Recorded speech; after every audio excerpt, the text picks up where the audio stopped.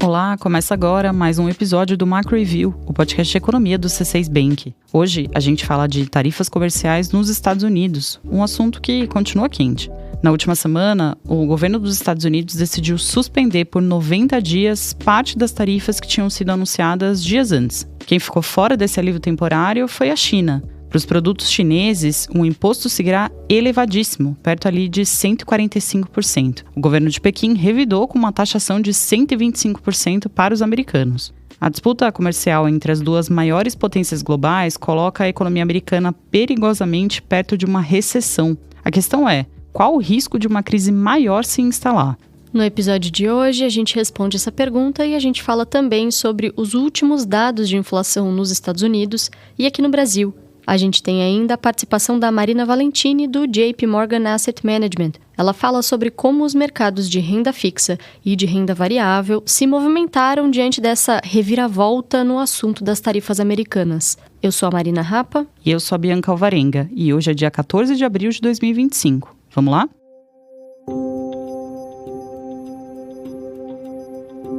O anúncio da suspensão por 90 dias para a imposição de tarifas pelo governo dos Estados Unidos trouxe um certo alívio para os ativos financeiros na semana passada. Mas a questão está longe de ser resolvida. As inúmeras negociações e as idas e vindas deixam claro que ainda falta muito para esse assunto não ser mais um ponto de incerteza no cenário global. Para você se situar, eu vou resumir aqui como está esse desenho das tarifas. Aquela tarifa mínima de 10% que os Estados Unidos determinaram para as importações de todos os países continua valendo. Agora, aquelas outras decisões que tinham um alcance mais setorial, como as alíquotas de 25% para o aço e para o alumínio, essas decisões também foram mantidas. Já as tarifas recíprocas, que tinham sido impostas em maior escala para países com quem os americanos têm um déficit comercial elevado, essas tarifas recíprocas foram suspensas por 90 dias. A notícia foi um alívio porque ela mostrou que existe espaço para negociação comercial entre os países envolvidos. Por outro lado, a Casa Branca decidiu não suspender as tarifas da China, que impôs retaliações comerciais para os Estados Unidos. Então, a tarifa de importação para os chineses está perto dos 145%. Foi até difícil acompanhar como esse número de 145% foi alcançado, porque o percentual escalou dia após dia, conforme o governo da China também aumentava a alíquota para os produtos dos Estados Unidos. A cobrança de tarifas pelo lado chinês está agora em 125%. Não há dúvidas que, com tarifas tão elevadas, o impacto sobre o volume do comércio e sobre os preços dos produtos vai ser grande. Vamos colocar aqui essa guerra comercial em perspectiva. As trocas entre a China e os Estados Unidos somaram, no ano passado, 585 bilhões de dólares. Sim, é verdade que a balança se inclinou mais para o lado chinês. O volume maior de transações, cerca de 440 bilhões de dólares, foi em exportações da China para os Estados Unidos. E o que, afinal, um país compra do outro? Os americanos demandam em maior peso eletrônicos e os seus componentes da China. Mais de 70% dos smartphones, laptops e videogames vendidos nos Estados Unidos têm origem chinesa, por exemplo. Não é à toa que, no final de semana, o governo americano voltou atrás e informou que alguns desses eletrônicos vão ter uma alíquota menor do que os 145% fixados para outros produtos.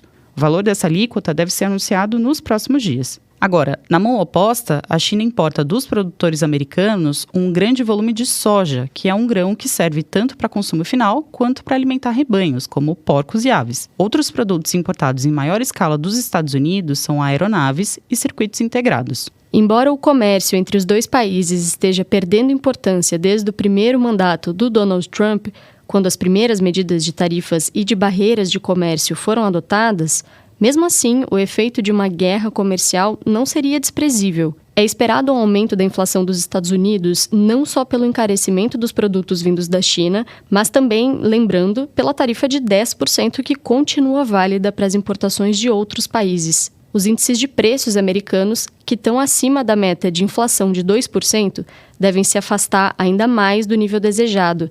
E a gente vai falar mais disso daqui a pouco. Na China, onde a inflação não é uma preocupação, o pior vai sobrar para o crescimento econômico.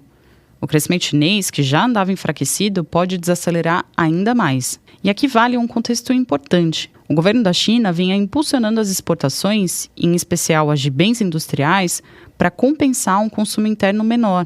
Essa e outras medidas de estímulo tinham como objetivo final alcançar um avanço econômico perto de 5% neste ano. Mas até isso está sob risco. A gente acredita que dificilmente a meta de crescimento vai ser alcançada na China em 2025. Da mesma maneira, o PIB dos Estados Unidos, que tinha um crescimento previsto de cerca de 2% em 2025, esse PIB deve ser mais fraco nesse ano. A gente não descarta ainda o risco de uma recessão americana. Não tem ganhador nessa história. Em termos mais claros, as duas maiores economias do mundo estão caminhando para uma desaceleração significativa. Isso é uma preocupação para o resto do mundo também. Entender até onde vai a guerra de tarifas vai ser crucial para saber o quão perto a gente está de uma crise econômica mais disseminada e profunda.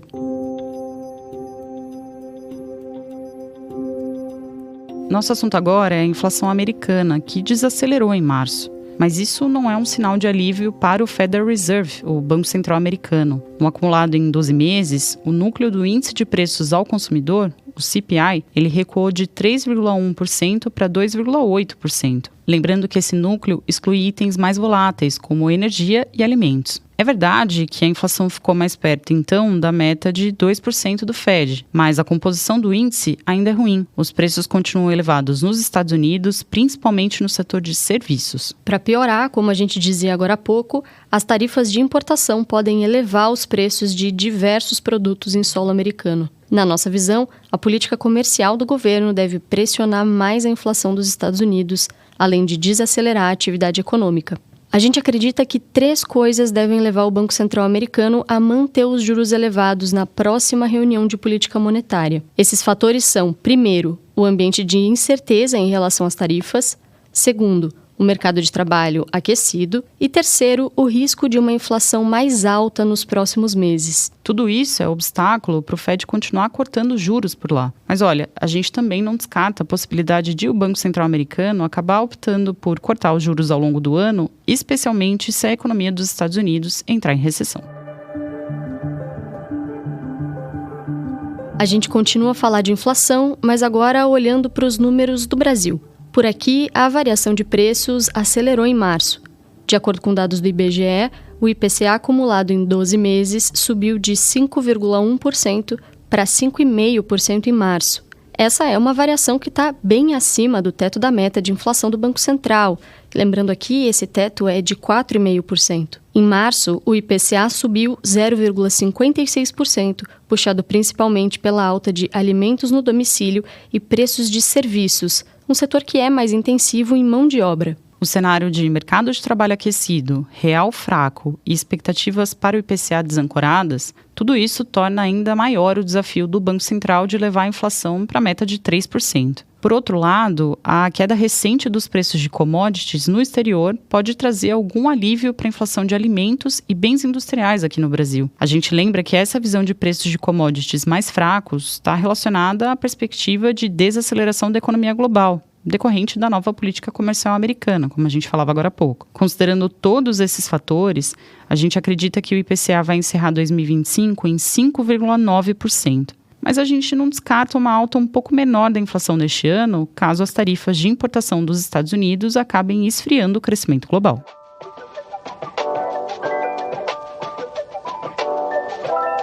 Agora a gente passa para o quadro Mercados Globais. É o espaço em que a Marina Valentini, estrategista do JP Morgan Asset Management, analisa o movimento nos mercados lá de fora e a forma como os investidores estão recebendo as notícias do campo econômico. Hoje a Marina fala sobre como o mercado de renda variável nos Estados Unidos está reagindo a essa reviravolta, por assim dizer, no assunto das tarifas do governo americano.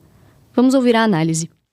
A gente está vivendo uma montanha-russa nos mercados agora, com muita mais incerteza sobre as tarifas, muitas notícias e manchetes diferentes, e realmente um período de maior volatilidade nos mercados, tanto no mercado de renda fixa como o das ações. Relembrando que aqui, depois do anúncio de 2 de abril de tarifas dos Estados Unidos, 10% a vários países e tarifas recíprocas para muitos outros países acima das expectativas, o S&P acabou sofrendo uma queda nos dias de 3 a 5 de abril de 11%. Mas aí, na terça-feira passada, veio um anúncio de uma pausa de 90 dias para as tarifas daqueles 25 países. E o índice deu um salto incrível, teve uma alta de 10%, uma forte recuperação, e foi o melhor dia para o S&P 500 desde outubro de 2008. O Nasdaq também teve um desempenho muito forte, o melhor desde janeiro de 2001. Então é incrível ver como, né, depois daquela forte queda, veio uma recuperação. Mas apesar daquele alívio, né, momentâneo que tivemos semana passada, os mercados continuaram nervosos. Isso porque a tarifa universal de 10% para vários outros países continua em vigor. E as empresas americanas que dependem de importações chinesas ficaram em uma situação mais complicada. Agora, a tarifa dos Estados Unidos para a China tem 145%. Essas empresas americanas provavelmente vão precisar produzir seus produtos localmente agora com essas tarifas para a China mais altas, ou encontrar novos parceiros de importação, ou realmente pagar uma tarifa altíssima de 145%. Então, continua sendo um cenário de risco para a economia, né? Um cenário de desaceleração econômica e de impactos possivelmente inflacionários de curto prazo. E atualmente a gente precisa lembrar que com todas essas tarifas que continuam em vigor, não só de universal, de 10%, mas em alguns outros bens, a tarifa dos Estados Unidos, média, para todos os outros países, agora está em 25%. Então, esse é o nível mais alto desde 1910. Então, continuamos achando que, sim, o mercado de renda variável dos Estados Unidos pode ser vulnerável a mais volatilidade, né, nas próximas semanas, inclusive meses, principalmente as ações que ficaram mais expostas, as que foram muito bem nos últimos anos, mas agora tem esses valuations mais caros, principalmente as 7 magníficas, né, que além de estarem com um valuation, um preço por lucro acima da média histórica, tem 75% dos seus fornecedores de fora dos Estados Unidos, e desses 75%, 16% vem da China. Também o setor de tecnologia acaba, né, vendendo muito seus produtos para outros países fora dos Estados Unidos. Então, a receita, o lucro do setor de tecnologia acaba vindo praticamente 56%, depende da demanda externa. Então, agora é um momento de aproveitar a gestão ativa para ter um foco mais defensivo na carteira de renda variável, preferindo setores que têm mais exposição à economia doméstica, né? Os que são mais defensivos nesse sentido, como saúde, o setor de serviços públicos, e, ao mesmo tempo, tentar aproveitar as tendências que já estavam acontecendo antes das tarifas, como um foco do mercado, deixando de lado um pouco o tech, né, para aproveitar o crescimento de lucro de outras empresas do S&P 500, a mudança de foco de value para growth, inclusive o foco dos Estados Unidos para o resto do mundo. Vemos a necessidade agora de aumentar a diversificação internacional e aumentar a exposição para países como o Japão e aproveitar mudanças estruturais positivas como o maior estímulo fiscal na Europa. A Marina também comenta como o mercado de renda fixa se comportou diante desse cenário de incerteza. Vamos falar só um pouquinho mais do outro mercado importante, do mercado de renda fixa ou de títulos de tesouros, que também não escapou da volatilidade da última semana. Os títulos de tesouros de 10 anos chegaram a 4,5% praticamente a semana passada, né, depois de ter caído. Então, foi uma variação de cerca de 60 pontos base em pouco tempo.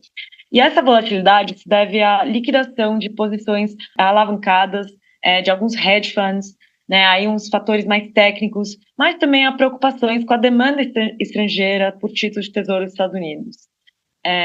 Mas, por outro lado, a boa notícia é que os juros dos títulos de tesouro de 2 anos continuaram caindo devido às expectativas de cortes nas taxas de juros pelo Fed para apoiar a economia. E como posicionar os seus investimentos de renda fixa em um momento de volatilidade? A Marina explica. Acho que a ideia é realmente aumentar a exposição na renda fixa também, ter certeza que a gente tem essa diversificação, proteção da renda fixa, mas, ao mesmo tempo, cuidado com duration, né? Escolher prazos aqui de renda fixa de mais curto prazo, né? 2 anos aqui, talvez até 5 anos, mas não estender muito o duration, porque aqui temos riscos não só de, né, o mercado repensando sua demanda por título de tesouro aqui no curto prazo, mas também de todo o assunto fiscal nos Estados Unidos. Acho que, como resumo, como um todo, né, o pior a fazer em movimentos assim é agir drasticamente, tem que manter a cabeça fria, não vender, né, momentos de crise, porque você exerce sua perda, e também perde a probabilidade de uma recuperação de mercado. E a única solução, a melhor solução que temos agora é a diversificação. Diversificação internacional e dentro dos ativos, misturando renda variável com renda fixa de qualidade.